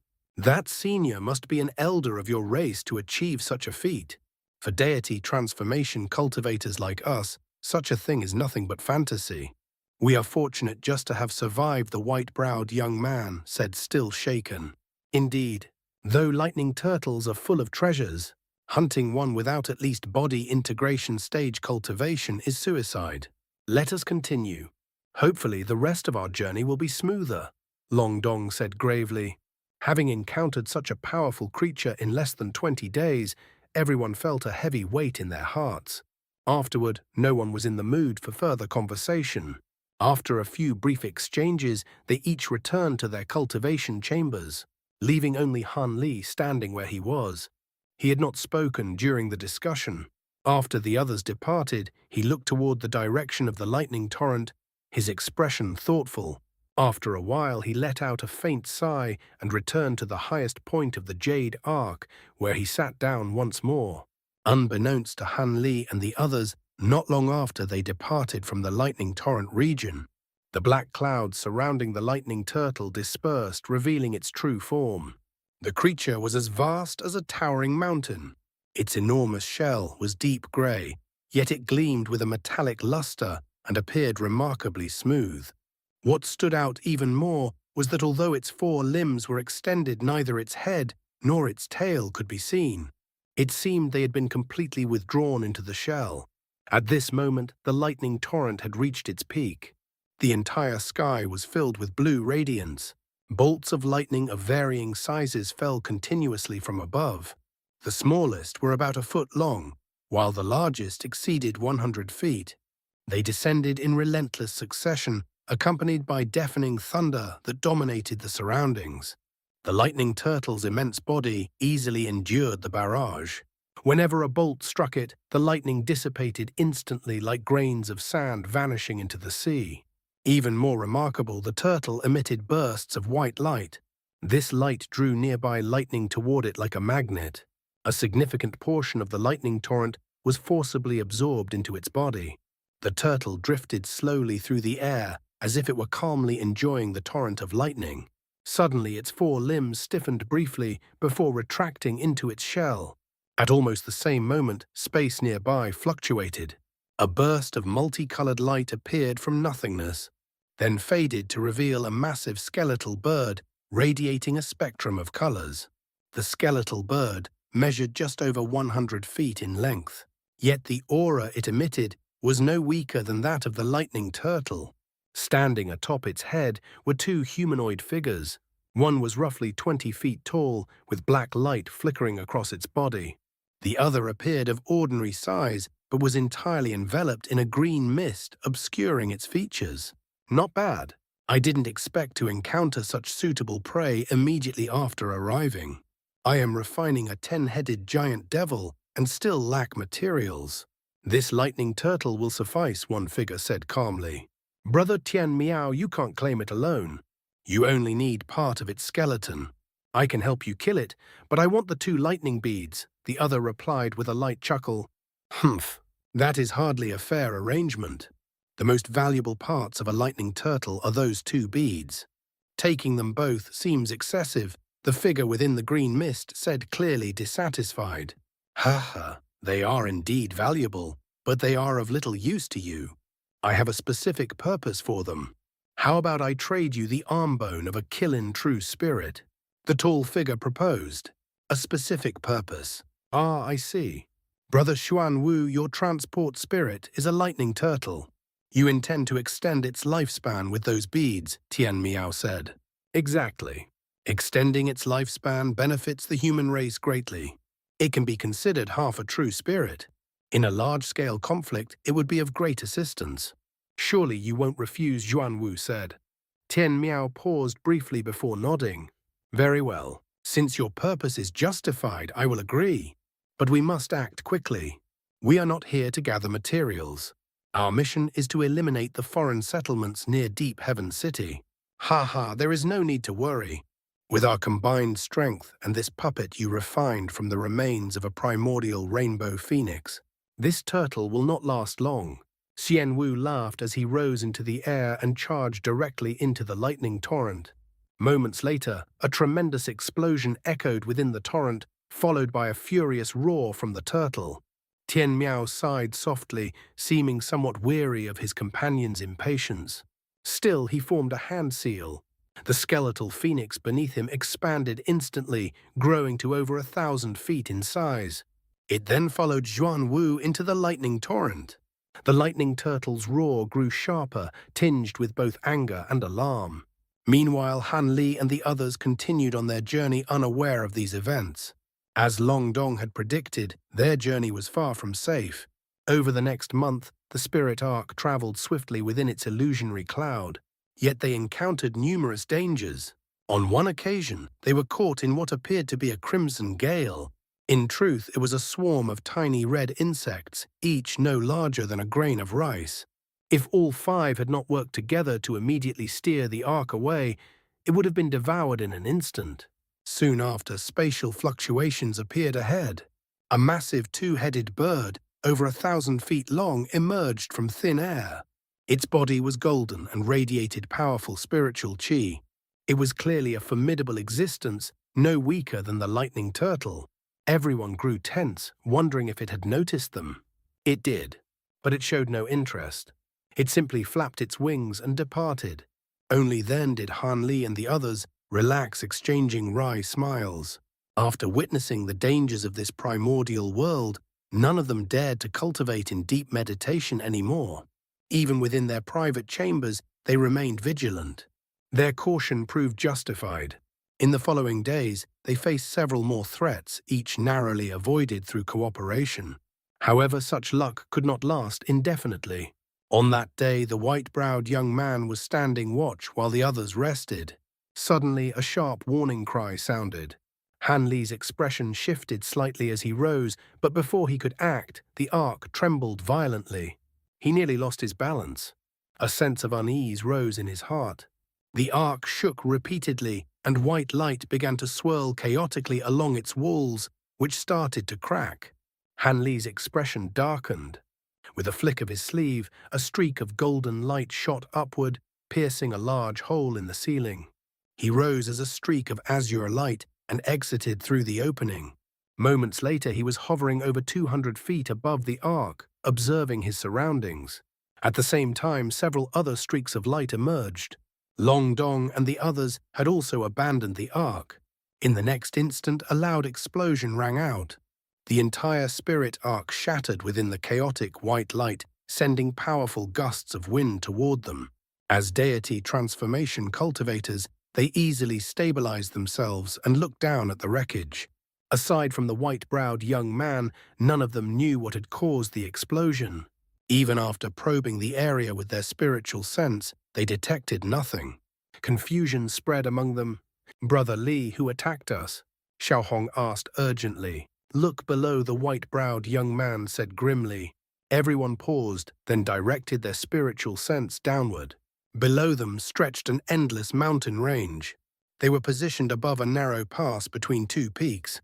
Within a clearing surrounded by multicolored giant trees stood a massive purple herb 300 to 400 feet tall. Its leaves pointed upward like swords, and countless sharp thorns covered its surface. On either side of the herb stood two enormous creatures. One was a giant lizard, 500 to 600 feet long, its green body covered in black spots, with two crimson horns on its head. The other was a 300-foot-tall primordial giant with a sinister face and yellow hair. It carried a black wooden club over its shoulder. What drew their attention most was the giant's body. It was covered with countless silvery white eyes of varying sizes, all emitting a strange light. The two creatures faced each other, both watching the herb intently. Han Li focused his spiritual sense on the herb, and his expression changed immediately. Among the sword-like leaves hung clusters of purple fruits, each about the size of a fist. They were round and plump, filled with translucent liquid, and emitted a faint fragrance. Within each fruit was a small dragon-shaped core, lifelike and shimmering with clarity. Though these miniature dragons showed no signs of life, they radiated extremely pure spiritual qi. Even a brief probe with his spiritual sense brought Han Li a deep sense of comfort and calm. Zoysia dragon fruits. Ye Ying spoke the name that had just arisen in Han Li's mind. Long Dong and the others also revealed expressions of surprise and delight, clearly having recognized the fruits as well. These fruits are the primary ingredient for refining the spirit medicine known as the Rising Dragon Pill. This pill can only be consumed by cultivators at or above the spatial tempering stage. The fruits ripen only once every 30,000 years, and even if consumed directly, they can save 60 years of arduous cultivation. This batch appears to have only recently ripened. If we could obtain them, it would be an extraordinary stroke of fortune, Xiaohong said softly, her eyes shining. The same desire was reflected on the faces of Ye Ying and Long Dong. All of them were strongly tempted to take action. Ingredients suitable for refining spatial tempering stage pills were exceedingly rare. Even ordinary spatial tempering cultivators might never encounter such materials in their lifetime. These treasures did not appear in standard auctions. They were typically exchanged privately among high-level cultivators for items of equal value. Otherwise, the true toad spirit blood required for refining a late deity transformation stage pill would not have been so fiercely contested at the auction. That pill could elevate a cultivator from the deity transformation stage to the spatial tempering stage. Though it seemed like only a single step, the difference between the two realms was vast, like the gap between heaven and earth. If any of them could obtain these Zoysia dragon fruits and present them to a spatial tempering cultivator, that person would certainly be overjoyed and willing to trade a large number of deity transformation stage pills in exchange. Even in the primordial world where precious materials were abundant, spirit medicines effective for deity transformation cultivators and above were still rare and required a measure of luck to obtain. Moreover, once such a spirit medicine appeared or ripened, it would quickly attract powerful beings. These fruits would not remain unattended for long. Han Li and his group had only been in the primordial world for a few months, yet they had already encountered a lightning turtle and these zoysia dragon fruits. Their fortune was indeed remarkable. Many high-level cultivators could spend decades here and return empty-handed. First observe the situation below. The white-browed young man said coldly, "That giant is a thousand-eyed giant. Its eyes are all silver-white, indicating it has not yet reached full maturity, but it is still extremely formidable. As for that lizard, it may appear unremarkable, but the fact that the giant remains wary of it shows that it is also powerful. Both likely possess strength, at least at the early spatial tempering stage," Han Li analyzed calmly. During his time in Deep Heaven City, he had studied various records about the primordial world in preparation for this journey. Thus, he was able to identify the giant immediately and assess the situation with composure. After hearing his analysis, the others became aware of how difficult it would be to obtain the fruits. Even so, none of them were willing to abandon such a rare opportunity. They exchanged glances, but no one took action, and their expressions grew heavy. At that moment, a buzzing sound echoed from the distance, drawing their attention. In the far sky, 7 or 8 enormous silkworm-like creatures were flying toward them. Each was around 20 feet long, and their bodies emitted multicolored light. They clearly were not wandering aimlessly. Han Li frowned slightly, but after sweeping them with his spiritual sense, his expression relaxed. Although these creatures looked imposing, their auras were weak. They posed no threat. The group prepared to deal with them casually once they approached. However, what happened next startled them. When the creatures were still over 1,000 feet away, they passed directly above the massive lizard. The lizard suddenly opened its mouth and launched something outward. One of the giant silkworms vanished instantly, causing the rest to fall into panic. The remaining creatures circled chaotically, emitting sharp cries of shock and anger. Yet their reactions were useless. Another silkworm disappeared without warning. Long Dong and the others were visibly alarmed. Han Li narrowed his eyes, a trace of blue light flickering within them. When the next silkworm vanished, he finally saw the truth with his bright sight spirit eyes. The creatures had not disappeared. Instead, their bodies were pierced by an almost transparent tongue that shot from the lizard's mouth at incredible speed. The tongue then retracted, dragging them into the lizard's mouth. The speed was so great that it created the illusion of instantaneous disappearance. In a brief moment, all remaining silkworms were devoured. The lizard then lay motionless once more. A trace of astonishment appeared in Han Li's eyes as he looked at the lizard. Long Dong had also used a secret technique to perceive the tongue. He inhaled deeply and said with a grave expression, "This is likely a mutated ancient beast. Otherwise, it would not possess such overwhelming offensive power. Our spirit arc was probably destroyed by this tongue as well. But we're standing here. Why hasn't it attacked us?" Ye Ying tilted her head, puzzled. "Perhaps we are too small to interest it. Or perhaps those insects are simply its preferred prey," Xiao Hong said with a faint smile. Ye Ying nodded, finding the explanation reasonable. "Enough idle talk. None of us intend to give up on these zoysia dragon fruits, correct? Since such an opportunity has appeared, even if I were alone, I would not let it pass." The white-browed young man said, a hint of greed in his eyes. "There are 2 spatial tempering stage beings below." "You are quite bold, Brother Li," Ye Ying said with a light laugh. "If there were only one, I would leave immediately. But with 2, there is a chance," the white-browed young man replied coldly. "Oh, you mean—" Ye Ying quickly understood. "That's right. That mutated beast is troublesome, but the thousand-eyed giant is no less formidable. If they fight, both will likely be severely injured. Perhaps one or both may even die. If we act at that moment, our chances will be good," Long Dong said, rubbing his hands. "How long would we need to wait? What if they remain like this for months?" Xiao Hong shook her head. "That is indeed a concern. We have an important mission and cannot remain here too long," Long Dong agreed. "No matter the urgency, we can spare this amount of time. These are zoysia dragon fruits. They are worth it," the white-browed young man said firmly.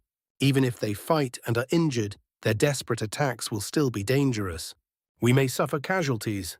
I believe we should continue forward and avoid unnecessary risks, Long Dong said. Though he also desired the fruits, his hidden objective held greater importance. He preferred caution. I agree. It is not wise to attempt this. Giants are group creatures. These fruits have ripened, yet the giant and lizard remain in a stalemate. The giant may be waiting for its kin. The lizard also seems to be holding back. If we linger, we may be caught in a larger conflict, Xiao Hong said thoughtfully. I don't care. I must obtain those fruits. Ye Ying suddenly stood firmly with the white-browed young man. This surprised everyone, including the white-browed young man himself. The situation became deadlocked, two in favor, two opposed. Han Li's decision would determine the outcome. All eyes turned toward him. Han Li sighed inwardly and ignored their gazes as he considered the situation. Taking risks for such spirit fruits is understandable. However, as Fairy Xiao said, we cannot remain here too long.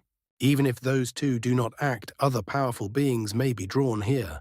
We must act within 3 days. The others exchanged glances. It is unlikely that such an opportunity will arise within 3 days, Xiao Hong said, shaking her head. The white-browed young man and Ye Ying remained silent, but their doubt was evident. If we do nothing, then yes, it is unlikely. However, if we use certain methods, we may create an opportunity. For example, we can lure them away or provoke them, Han Li said calmly. So that's your plan? Long Dong began to understand. Exactly. If we succeed, we can create an opportunity quickly, the white-browed young man said with excitement. Luring them may be difficult, but provoking them into fighting each other should be manageable, Ye Ying said with a light laugh. If the risk is not too great, I am willing to assist, Xiao Hong said, changing her stance. Long Dong pondered for a long time before finally nodding reluctantly. Since all of you have decided, it would not be appropriate for me to withdraw. However, the plan must be practical. Rest assured, fellow Taoist Long. We all value our lives. None of us would act recklessly, the white-browed young man said with a light chuckle. Do any of you have a plan? Long Dong asked. I can conceal myself and launch surprise attacks on both the lizard and the giant below. They will each assume the other is responsible.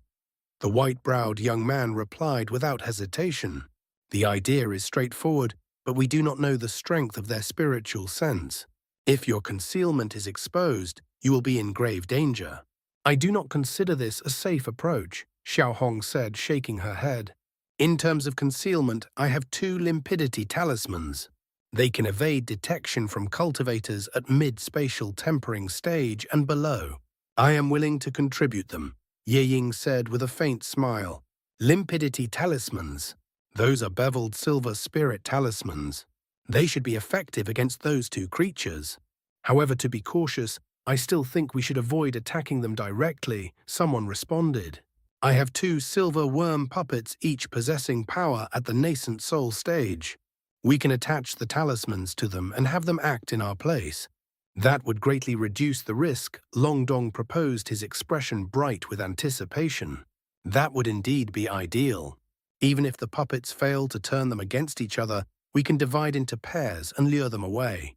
Then one person skilled in both movement and concealment can seize the opportunity to collect the spirit fruits. Once the fruits are secured, we will all activate our secret techniques to escape. Though those 2 possess spatial tempering stage power, they will not be able to stop us if we are determined to flee. However, the one tasked with retrieving the fruits must have exceptional speed. Otherwise, the lizard's tongue will be a serious threat, Xiao Hong said thoughtfully. Indeed, Fairy Xiao. The one retrieving the fruits will face great danger. The white-browed young man added, his brows furrowed. This is clearly a high-risk task. Who among us is willing to take it? Moreover, after obtaining the fruits, we must regroup. That person must also convince us they will return. Ye Ying said slowly and methodically. A strange silence fell over the group. As she had pointed out, whoever obtained the zoysia dragon fruits would likely face simultaneous attacks from both spatial tempering stage beings. The danger would be immense. In addition, there was no guarantee that the person would not simply take the fruits and flee alone. With these concerns in mind, no one spoke. If all of you find me suitable, I am willing to take responsibility for retrieving the fruits, Han Li said calmly, with a slight smile. Fellow Taoist Han, you are only at mid-deity transformation stage. Isn't that too dangerous? Long Dong asked. Indeed, Brother Han. Your cultivation base is somewhat lacking, the white-browed young man said, shaking his head as he assessed Han Li. My cultivation is indeed lower, but I possess a top-grade teleportation treasure, nearly at the level of a spirit treasure. In addition, my cultivation arts are somewhat unique. I am confident in my ability to preserve myself, Han Li replied evenly. Long Dong's expression turned serious. Since Brother Han is so confident, we can assign this task to you. However, how will you convince us that you will not flee after obtaining the fruits? I have no particularly good solution. Of course, if any of you believe you are more suited, you may take my place. It makes no difference to me, Han Li said with a faint smile. The others hesitated. Though all of them desired the spirit fruits, none wished to provoke the wrath of two spatial tempering stage beings. A single mistake could result in severe injury or death. If Brother Han is willing to accept a restriction placed upon his body, then I have no objections, Ye Ying said directly. I agree, Xiaohong added. Long Dong and the white-browed young man exchanged glances but remained silent. You may place a restriction on me, but only if I am allowed to place the same restriction on all of you, Han Li said with a cold smile. Huh. Then if you encounter danger, we would be dragged down with you, the white-browed young man said coldly. That is precisely the intention, Han Li replied calmly. In truth, even if they agreed, he would not accept such an arrangement. The experience with the Ice Phoenix's restriction still lingered in his mind. He would not repeat that mistake. Long Dong and the others forced wry smiles. In that case, how about this? Leave behind your bonded treasure and allow us to place a tracking mark on you. That way we need not worry about you fleeing, Ye Ying suggested. After a brief pause, Han Li nodded. That is acceptable. However, all of us must carry tracking marks. I will need to monitor everyone as well. Perhaps if Brother Long's puppets prove effective, I may not need to take this risk at all. After a moment of consideration, everyone agreed. It was the most practical solution. To them, Han Li as a mid-deity transformation cultivator posed little threat. These measures were simply precautionary. After discussing the finer details, they finalized the plan. Han Li opened his mouth, releasing 4 streaks of golden light, each several inches long. The streaks circled him before transforming into 4 shimmering golden swords, which landed in the hands of his companions. Long Dong and the others immediately applied sealing techniques or talismans to the swords before storing them away. Next, 4 orbs of differently colored light emerged from their fingertips and entered Han Li's body. Han Li had already examined them with his spiritual sense. Only after confirming they contained pure spiritual power without hidden restrictions did he allow them inside. He then returned the gesture, sending 4 orbs of azure light into their bodies. With this, everyone felt reassured. After reviewing the plan one final time, they dispersed in different directions. Han Li transformed into an azure streak of light, flew over 500 kilometers before revealing his true form.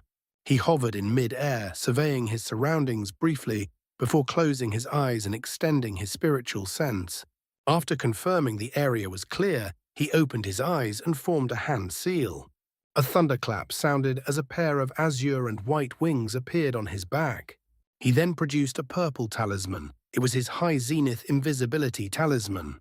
Attempting to seize a treasure under the watch of 2 spatial tempering stage beings required absolute caution. He immediately activated the talisman. With a flash of purple light and silver runes, his body vanished. He rose into the air and began returning to his original position. Though his speed was somewhat reduced, he still moved swiftly and soon arrived. Below, the giant lizard and the thousand-eyed giant remained locked in a tense standoff. The others were nowhere to be seen. Han Li exhaled softly and used his spiritual sense to locate the tracking marks. The others had returned and were hovering nearby. 2 were above the lizard, while the other two were behind the giant. They were all concealed by special techniques. Without the tracking marks, Han Li would not have been able to detect them. As for Long Dong's silver worm puppets, he sensed nothing. He could not tell whether this was due to the limpidity talismans or because they had yet to be deployed. His thoughts moved rapidly, but his gaze remained fixed below. The surroundings were unnaturally quiet, like the stillness before a storm. Time passed, yet nothing changed. Han Li remained calm, though a trace of impatience began to form. The agreed moment was approaching. At that instant, the giant lizard seemed to feel discomfort in one of its paws. It lifted it slightly before bringing it down again. The moment its paw struck the ground, a flash of silver light erupted beneath it. A thin silver thread shot forward toward the thousand-eyed giant. It appeared as though the lizard had launched a surprise attack. The giant hesitated briefly before letting out a furious roar. Violent wind surged as it swept its palm, shattering the incoming silver thread. At the same moment, a vague blur passed beneath its hand.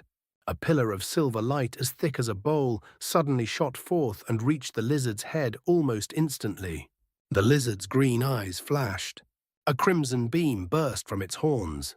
With a thunderous impact, the two beams collided and vanished. The lizard immediately raised its head and roared. Its limbs tensed as its massive body surged upward, jaws opening wide to reveal rows of sharp fangs. A trace of violent ferocity flickered through the giant's eyes. It immediately tightened its grip on the black club, resting upon its shoulder. At the same time, brilliant light burst forth from the countless eyeballs covering its body, and all of them began blinking in perfect unison. The sight of so many blinking eyes on a single body was profoundly unsettling. Yet Han Li felt a surge of excitement. He held his breath, waiting for what would happen next. If these two spatial tempering stage beings truly clashed, their task would become far easier. The lizard opened its mouth, releasing a crimson shadow. Almost simultaneously, a sphere of silver light erupted from beneath the soil under one of its massive claws. The crimson shadow shot forward and pierced the silver object that had just emerged. The object fell heavily to the ground. Han Li's gaze sharpened. He quickly realized that the silver object was a silver worm puppet. Its core had been pierced by the lizard's terrifying tongue, reducing it instantly to scrap metal. Clearly, the puppet had been exposed the moment it was about to act, and was destroyed before it could do anything. Though the thousand-eyed giant was not particularly intelligent, it still sensed that something was wrong. All of its eyes turned toward a single direction, and countless black threads shot out at once. A loud explosion followed. The second silver worm puppet, hidden beneath the giant's body, was pierced simultaneously by 7 or 8 black threads. The threads then split apart, tearing the puppet into pieces as though it were made of soft flesh. Han Li drew in a cold breath. This mission was far more dangerous than he had anticipated. However, the zoysia dragon fruit was essential for refining spatial tempering stage pills in the future. No matter the danger, he had to take the risk. As long as he could obtain the seeds, he could cultivate an endless supply. With that thought, his mind steadied once more. The giant let out several low, threatening snorts, then casually rested its club back on its shoulder. The giant lizard cast it a cold, expressionless glance before lowering itself to the ground again. The two massive creatures returned to their silent standoff. Han Li watched them closely, not daring to relax his focus in the slightest. Since the puppets had failed, they would now proceed with their backup plan. Long Dong and the others would lure the two creatures away, creating an opening for him. Sure enough, after only a few breaths, the gentle sound of a lute echoed above the lizard's head. Yellow halos of light appeared in the air and surged downward toward it. At the same time, white light flashed as 2 short golden halberds materialized. They swayed briefly before descending like 2 golden worms. Almost simultaneously, 2 figures appeared in the air several hundred feet above. They were Ye Ying and Long Dong. Ye Ying gently plucked the strings of her imitation spirit lute, while Long Dong controlled 2 treasures at once, his expression serious. Despite its enormous size, the lizard reacted with astonishing agility. As the attacks descended, it let out a low roar and rose instantly. Red light flashed from the horns on its head, expanding into a vast crimson barrier that blocked both the halos and the halberds. Immediately afterward, green light erupted from its limbs. Countless strands of bristly fur transformed into green streaks that shot upward. At the same time, its massive tail swept through the air and vanished, leaving only afterimages behind. In the next instant, the tail over 200 feet long appeared beside Ye Ying and Long Dong and lashed toward them. Even before it struck, the fierce wind it generated threatened to tear them away. As expected of a mutated ancient beast, its counterattack was swift and ferocious. Ye Ying and Long Dong had anticipated difficulty, but the lizard's strength still shocked them. Fortunately, neither intended to confront it directly. Ye Ying raised her hand and threw out a golden talisman. It transformed into a sphere of golden light that enveloped her. In the next moment, she vanished and reappeared over 300 feet away. Meanwhile, Long Dong let out a dragon's roar. A yellow suit of armor appeared over his body, composed of metallic scales that covered him completely. A pair of large bronze wings extended from his back. With a single flap, numerous after-images filled the air around him. From afar, it appeared as though countless figures had appeared at once. Using their movement techniques, both narrowly avoided the sweeping tail. However, neither dared to pause. The lizard pursued them, immediately stirring violent winds in its wake. Though most of its attention was drawn to them, the lizard still kept watch over its primary enemy, the thousand-eyed giant. It feared the giant might seize the spirit fruits, but what it saw reassured it. At the moment Ye Ying and Long Dong attacked, two more figures had appeared behind the giant. One clasped his hands and unleashed a storm of black fireballs. The other grasped at the air, forming a massive black claw that descended toward the giant's head. A thunderous explosion followed. The giant, caught off guard, was struck by both attacks. Xiao Hong and the white-browed young man hesitated briefly, then revealed expressions of joy. But their smiles quickly froze. From within the sea of black flames, a furious roar erupted. The giant's countless silvery eyes stirred, releasing a powerful suction that devoured all the flames instantly. As for the black claw, it had caused no real damage. The giant casually swatted upward, dispersing it completely. This display was deeply unsettling. Yet their attacks had already enraged the giant. There was no retreat. A savage expression appeared on the giant's face as it roared again. Its eyes locked onto the two figures above. Brown light flashed and countless black threads shot out, forming a dense net around them. Having witnessed the thread's power earlier, both cultivators reacted instantly. One threw out an object that transformed into an azure spike. He entered it and shot away at high speed. The other transformed into a massive black falcon and vanished through teleportation. Clearly, neither intended to fight the giant head-on. At this point, all four of Han Li's companions were engaged, drawing the attention of both creatures. They avoided attacks while striking back when possible, further enraging their opponents. However, despite their relentless assaults, neither the lizard nor the giant strayed far from the spirit fruits. Otherwise, the four cultivators would not have lasted so long. Whenever danger arose, they could retreat instantly and recover. Thus, they continued to harass the two beasts. The result was inevitable. The lizard and the giant grew increasingly enraged. Yet neither could leave the fruits behind, creating a deadlock. As their attention gradually shifted away from the fruits, Han Li quietly descended. In his current incorporeal state, even the two spatial tempering stage beings failed to detect him. This was his greatest advantage. Even so, he moved with extreme caution, barely daring to breathe. He closed the distance slowly from over 1,000 feet to several hundred, then to just over 100. As he approached, his tension steadily increased. The moment he picked the fruits, his concealment would fail. He had to prepare for that instant. Soon he stood before the fruits. He could smell their faint fragrance and clearly see the tiny worm cores within them. Yet he did not act immediately.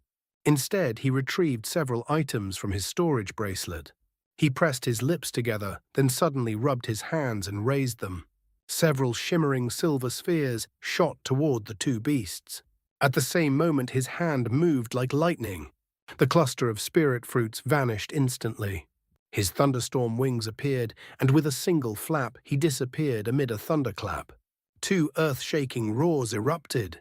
A crimson pillar of light and numerous black threads struck his position, instantly piercing through his body. But it was only an after-image which dissipated at once. His true body had already escaped. Moments later, violent explosions echoed. Several enormous spheres of silver lightning appeared, each spanning nearly an acre. Thick arcs of lightning surged within them, accompanied by raging winds and continuous thunder. It was as though the end of the world had arrived.